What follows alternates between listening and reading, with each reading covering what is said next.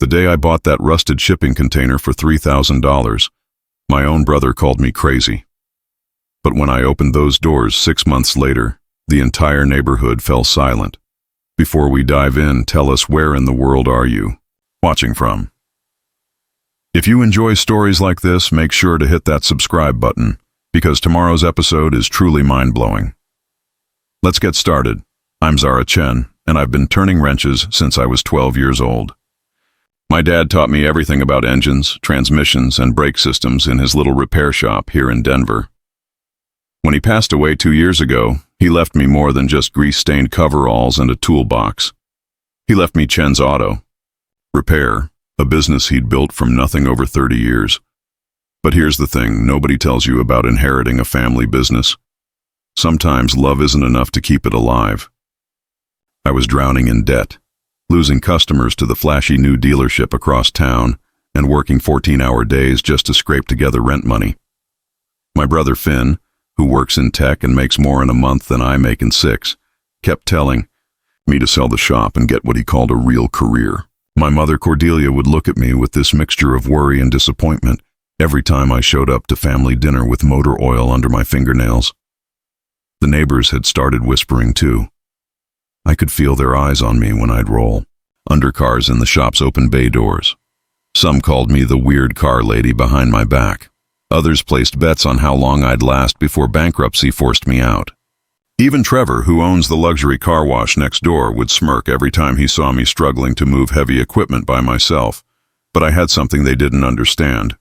I had my father's hands, his intuition for machines, and his stubborn refusal to quit when things got tough.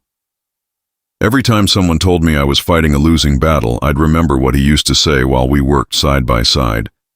Zara, the difference between a good mechanic and a great one isn't just knowing how things work.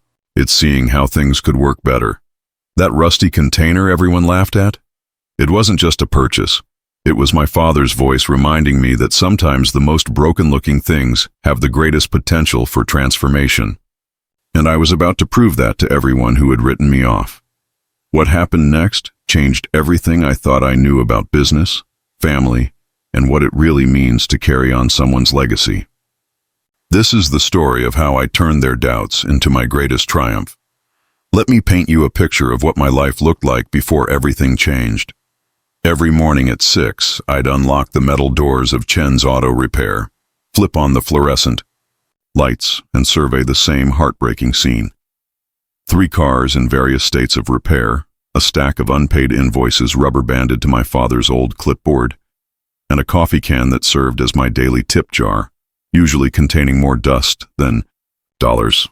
The shop itself told the story of better times. My dad had built custom wooden shelving for his tools, painted the walls a cheerful blue, and hung photos of every classic car he'd restored over the decades. But now those same walls were showing water stains from the leaky roof I couldn't afford to fix. The hydraulic lift made concerning grinding noises that I ignored because a replacement would cost $8,000 I didn't have. Even the sign out front, Chen's Auto Repair, Honest Work, since 1987, was fading so badly you could barely read it from the street. My typical day started with checking which customers had canceled their appointments overnight. The new Honda dealership across town offered loaner cars, warranties, and air-conditioned waiting rooms with free Wi-Fi. I offered experience, fair prices, and a folding chair next to a space heater. Guess which one most people chose? By noon, I'd usually have 1 or 2 cars to work on, which sounds manageable until you realize I needed at least 6 daily jobs to cover rent, utilities, insurance, and my modest salary.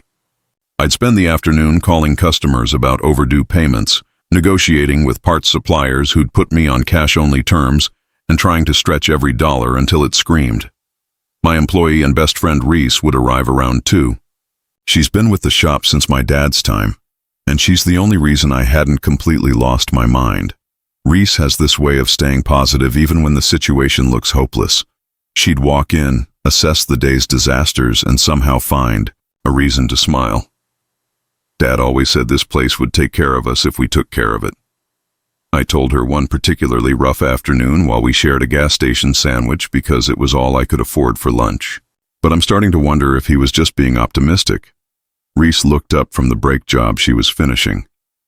Maybe he meant we had to take care of it differently than he did. Times change, Zara. Doesn't mean the dream has to die. The neighborhood around us was changing too, and not in our favor. The old Italian restaurant next door had been replaced by a boutique selling $30 candles. The hardware store where my dad used to buy supplies was now a yoga studio called Enlightened Flow. Even the corner gas station had been torn down for luxury condos starting at $500,000. I felt like I was watching my entire world disappear in slow motion. Every week brought news of another long-time business closing, another family forced to sell because they couldn't compete with corporate chains or keep up with skyrocketing rents. The blue-collar community my father had served for 30 years was being priced out, replaced by people who got their cars serviced at dealerships or fancy quick lube chains. The worst part wasn't the financial stress, though. It was the loneliness. I'd work until 8 or 9 at night, go home to my tiny apartment, and realize I'd spoken to maybe 3 people all day. My social life had evaporated along with my bank account.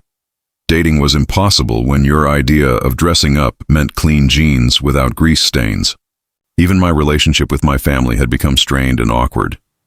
Finn would call every few weeks with the same lecture about cutting my losses and finding a corporate job. You're wasting your talents, Zara. You could be designing engines, instead of just fixing them. My mother's weekly visits had become exercises in diplomatic silence. She'd bring homemade soup, survey the struggling shop, and I could practically hear her thinking that maybe Finn was right. But every time I considered giving up, I'd remember my father's hands guiding mine as we rebuilt an engine together. I'd hear his voice explaining why we never cut corners, never overcharged, never made promises we couldn't keep. This wasn't just a business he'd left me. It was his life's work, his reputation, his promise to serve this community with integrity. The question that kept me awake at night wasn't whether I was good enough to save the shop. I knew I was a skilled mechanic, maybe even better than my father had been. The question was whether being good enough still mattered in a world that seemed to value convenience over craftsmanship, speed over service, and profit over people. The eviction notice arrived on a Tuesday morning in March, delivered by a sheriff's deputy who looked almost apologetic as he handed me the official papers. 60 days to come up with $18,000 in back rent and penalties, or Chen's auto repair would be history. I stood there in my coveralls, grease still wet on my hands from the transmission I'd been rebuilding, reading those cold legal words that basically sentenced everything my father had built to death. My landlord, Mr. Garrett, had been patient for months, accepting partial payments and promises. But patience has limits, especially when developers are circling the neighborhood like vultures, offering triple the rent for spaces they plan to turn into artisanal coffee shops and boutique fitness studios. He called that afternoon with fake sympathy in his voice. "I'm sorry, Zara, but I've got a business to run too. There's a couple interested in the space for their organic pet food store. They can pay first and last month's rent up front plus a security deposit. $18,000. I calculated it obsessively for days. Even if I worked 24 hours straight and booked every appointment slot, I'd need 6 months to generate that kind of revenue. And that was assuming 0 expenses and perfect customer flow. Reality was crushing my father's dream with simple mathematics. The family dinner that week was an ambush I should have seen coming. Finn had printed out job applications from 3 different engineering firms, complete with salary ranges that made my eyes water. Boeing was hiring aerospace engineers starting at $90,000 a year. Lockheed Martin offered signing bonuses bigger than my annual income. Ford had openings for automotive design engineers that would let me work with cars without getting my hands dirty. "You're brilliant with machines, Zara," Finn said, sliding the papers across Mom's dining room table. "You could make 6 figures designing them instead of fixing them for peanuts." My mother nodded eagerly, her relief visible. "Your father would understand, honey. Times change. He'd want you to be successful and secure, not struggling to save something that might not be savable." I wanted to argue, but the numbers were right there on the applications. In 1 year at any of those companies, I'd make more money than the shop had generated in the past 3 years combined. I could pay off Dad's debts, help Mom with her medical expenses, Maybe even buy a house instead of renting that cramped apartment above the Chinese restaurant. But the thought of sitting in a corporate cubicle, designing parts I'd never touch, felt like betraying everything my father had taught me about the dignity of working with your hands. Still, I took the applications home and spent 2 sleepless nights staring at them. The neighborhood betting pool about my failure had become a local entertainment. I discovered this when I overheard Mrs. Patterson from the flower shop talking to her customer about the over-under on whether I'd last until summer. The new luxury car wash owner, Trevor, had apparently started the whole thing, taking bets on when I'd have a bankruptcy sale. "I give her maybe 6 weeks," Trevor told anyone who'd listen. "Then we can get someone competent in there, maybe a real business that understands customer service." His comments stung because they echoed my own fears. Was I really serving my customers well, or was I just stubbornly clinging to an outdated way of doing business? When Mr. Harrison brought his Buick in for the 3rd time to fix the same recurring electrical problem, he seemed frustrated in a way that made me question everything. No offense, Zara, but this should have been solved the first time. The dealership charges more, but at least they fix things properly. Even my mentor and father's best friend, Uncle Roy, started hinting that maybe it was time to face facts. He'd been in the automotive business for 40 years, survived 3 recessions and countless industry changes. But when he stopped by the shop one evening and saw me eating ramen noodles for dinner while balancing the books, his face showed a sadness I'd never seen before. "Your dad was my closest friend, and I loved him like a brother," Roy said quietly. "But he never had to compete with what you're up against now. These dealerships have marketing budgets bigger than your annual revenue. They've got teams of people and $1-million diagnostic equipment." He paused, choosing his words carefully. "Sometimes the best thing you can do is know when to walk away, Zara. There's no shame in knowing when you're beat." That night, I sat alone in the shop after everyone had gone home, surrounded by Dad's tools and his photos of restored classics. The silence felt heavy, like the building itself was holding its breath, waiting to see if I'd fight or surrender. For the first time since Dad's funeral, I seriously considered that maybe everyone else was right, and I was just too stubborn to see it. The inspiration hit me while I was driving home from another humiliating meeting with the bank. The loan officer, a kid who probably couldn't change his own oil, had just explained why a struggling auto repair shop wasn't a viable investment. Opportunity. I was sitting at a red light, hands gripping the steering wheel, when I saw it in the industrial yard to my right. A rusted shipping container with a hand-painted sign that read, "For sale, $3,000 OBO." Most people would have seen a piece of junk. I saw potential. My mind started racing as I pulled into the yard. What if I could take my skills directly to customers instead of waiting for them to come to me? What if I could eliminate the overhead? That was crushing me. What if I could create something that had never existed before in Denver? The container was 20 feet long, 8 feet wide, and absolutely filthy. Rust streaked down its sides like tears, and the doors groaned when the yard owner, a weathered man named Eddie, cranked them open. But the frame was solid, the dimensions were perfect, and suddenly I could see exactly what it could become. "You thinking about storage?" Eddie asked, lighting a cigarette. "Something like that," I said, running my hands along the interior walls. In my mind, I was already installing hydraulic lifts, organizing tool systems, mounting diagnostic computers. This container could become a mobile auto repair shop more sophisticated than most traditional garages. $3,000. It was literally every cent I had left. Money I'd been saving for rent to buy myself another month of survival. Using it meant gambling everything on a completely untested idea. It meant disappointing my family even more than I already had. It meant risking total failure with no safety net. I called Reese from the parking lot. "I'm looking at a shipping container," I said. "For storage?" "For our future. What if we could bring the shop to the customers instead of waiting for customers to come to the shop?" The silence stretched long enough that I thought she'd hung up. Finally, she said, "Zara, that's either brilliant or completely insane, possibly both. Those are the best kind of ideas." I bought the container that afternoon, signing papers with shaking hands while Eddie looked at me like I was making the biggest mistake of my life. Maybe I was. The tow truck delivered it to the shop's back lot that evening, and when Finn saw it the next morning, his reaction was exactly what I'd expected.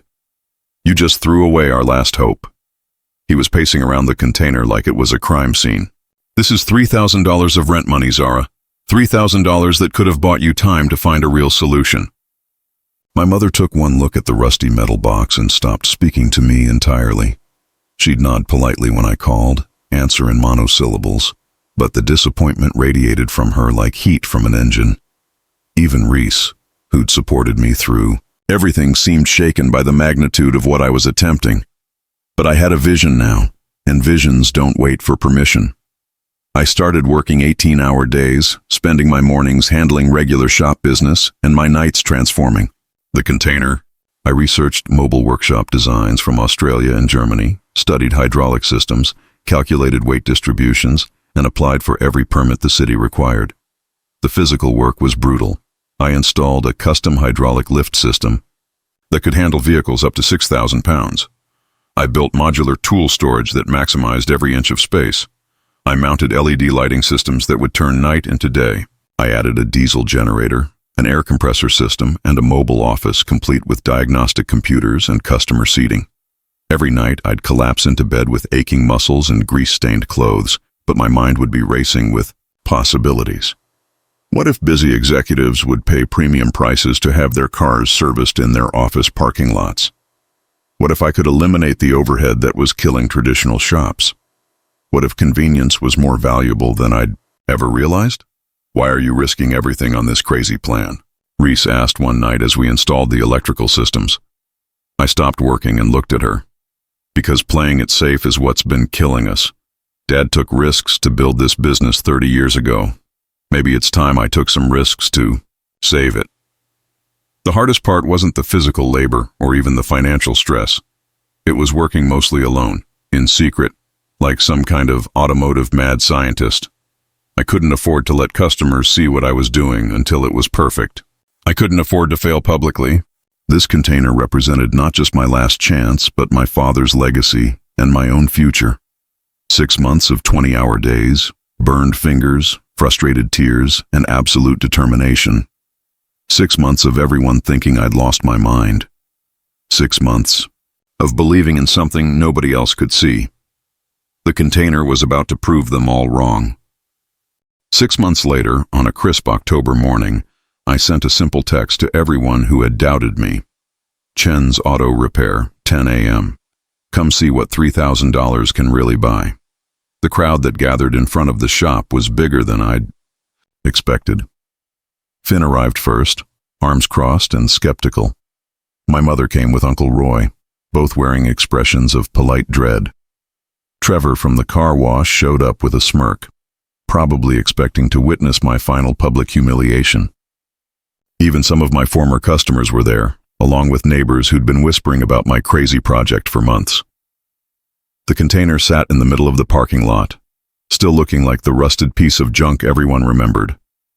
I could hear the murmurs, the barely contained laughter, the whispered predictions about how this would end in disaster. Mrs. Patterson actually brought a lawn chair, like she was settling in to watch a comedy show. "Ladies and gentlemen," I said, my voice steadier than I felt, "let me introduce you to Mobile Precision Auto Care." I pressed the button on my wireless remote and the container began to transform. The sides opened like mechanical wings, extending the workspace by 12 feet in each direction. Hydraulic supports descended to level the platform perfectly. LED floodlights illuminated the interior, revealing a workshop that looked like something from a science fiction movie. The tool organization system I'd designed allowed every wrench, socket, and diagnostic tool to slide out on precision rails. A customer waiting area with leather seating and Wi-Fi extended from one side, while a mobile office with diagnostic computers emerged from the other. But the real showstopper was the lift system. With another button press, hydraulic lifts rose from the floor, capable of raising a full-size SUV 8 feet off the ground. The container had become a complete automotive service center that could be transported anywhere and set up in under 10 minutes. The crowd fell silent. I watched their faces change from skepticism to amazement to something approaching awe. Trevor's smirk disappeared entirely. My mother's hand flew to her mouth. Even Finn, who prided himself on being unimpressed by anything, stood with his jaw hanging open. "This unit can handle everything from basic maintenance to complete engine rebuilds," I explained, demonstrating how the tool systems worked, how the diagnostic computers connected wirelessly to any vehicle, how the customer area could be climate controlled, even in summer heat or winter cold. "The entire setup is completely mobile and can be operational anywhere. There's level ground and basic access." I had rehearsed this presentation dozens of times, but nothing had prepared me for the energy in that crowd. People were taking photos, asking technical questions, and most importantly, asking about pricing and availability. Then something magical happened. Before I'd even finished the demonstration, customers started booking appointments. Mr. Harrison, who'd complained about my electrical repair work, was the first to speak up. "Zara, could you service my company's fleet vehicles on site? We've got 12 delivery trucks, and the downtime for traditional maintenance is killing our productivity." Within the first hour, I had booked over $15,000 in appointments. Business executives were pulling out their phones, calling colleagues, recommending my services. The convenience factor was exactly what I'd hoped for, but the response was beyond my wildest expectations. Trevor, the same man who'd been taking bets on my failure, approached sheepishly. "Zara, I owe you an apology, and I'd like to hire you to maintain my car wash equipment and company vehicles. On-site service would save me thousands in lost business hours." My phone started ringing immediately. Word was spreading through social media faster than I could track. By noon, I had inquiries from 3 different corporations about fleet maintenance contracts. A local news station wanted to do a story. The mayor's office called about using my service for city vehicles. But the moment that meant the most came, when Finn walked up to me, his eyes bright with something I hadn't seen in years. Pride. "I should have trusted your vision," he said quietly. "I brought champagne, but now I think we need something stronger." My mother appeared beside him, tears streaming down her face. She didn't say anything, just pulled me into the kind of hug she used to give me when I was little and had accomplished something that made her proud. "Your father would be amazed," she whispered. "He always said you had his hands but your own mind." He was right. The container that everyone had called my biggest mistake had just become my greatest triumph. In 6 hours, I generated more revenue than the traditional shop made in 3 months, and the appointments were still pouring in. 1 year later, I'm standing in front of 3 identical mobile units, each one a testament to what happens when you bet on yourself instead of listening to everyone else's fears. Mobile Precision Auto Care has become the premier on-site automotive service in Denver, booked solid 3 months in advance and charging premium prices that would have seemed impossible when I was scraping together rent money. The numbers tell a story that still amazes me. That first container, the one everyone called my biggest mistake, generated over $200,000 in revenue in its first year. I've hired 6 full-time employees, including Reese, who now manages operations with the efficiency of a military commander and the enthusiasm of someone who watched a dream become reality.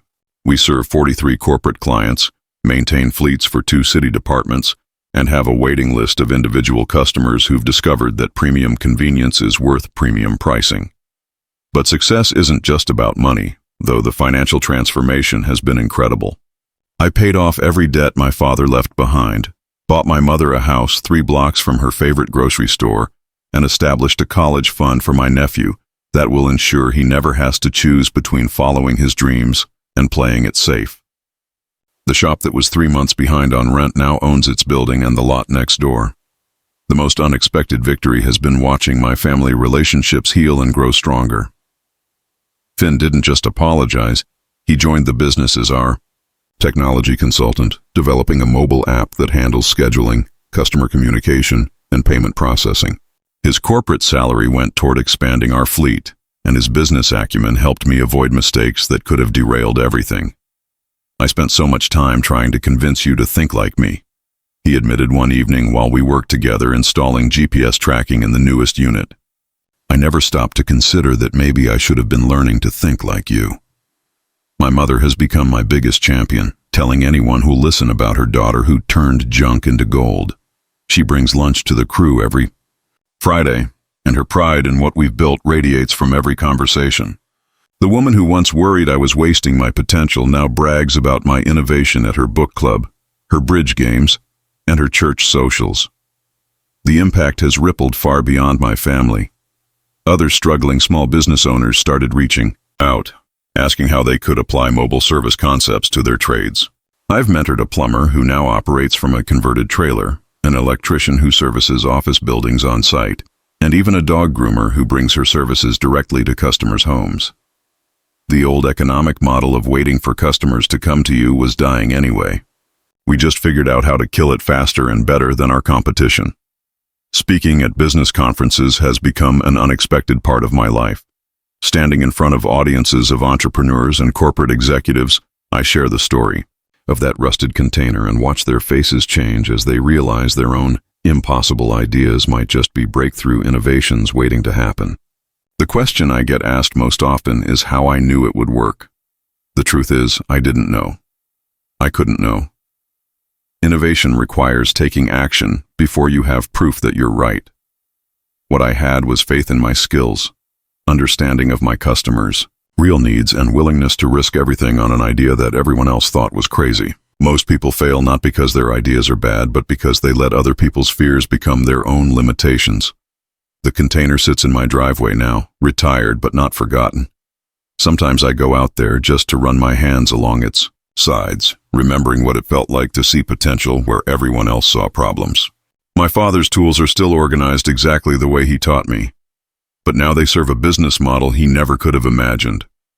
That rusted shipping container taught me something my father never could have prepared me for. Sometimes you have to tear down everything you think you know about your business to discover what it could actually become. Success isn't about avoiding failure. It's about transforming obstacles into opportunities that nobody else has the vision or courage to pursue. The people who laughed at my purchase now ask for business advice. The neighbors who bet against me now refer their friends. The family members who tried to save me from my own ambition now celebrate what we built together. The container everyone called crazy became the foundation of everything I'd never dared to dream possible.